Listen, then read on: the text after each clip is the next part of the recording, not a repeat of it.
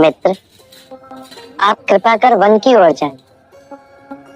ये स्थान आपके लिए असुरक्षित हो गया है। आप कुछ ना करें, तब भी लोग डरकर आप पर वार करेंगे। यहाँ आपके जीवन को संकट है।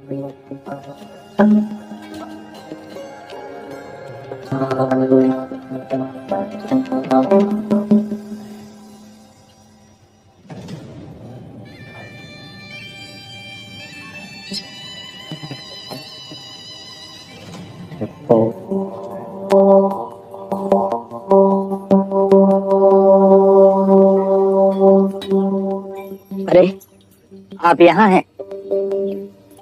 आज जब हम अपने शिष्यों से वार्ता कर रहे थे तो आपको वहां नहीं पाया।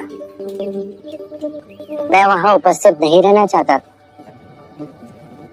क्यों?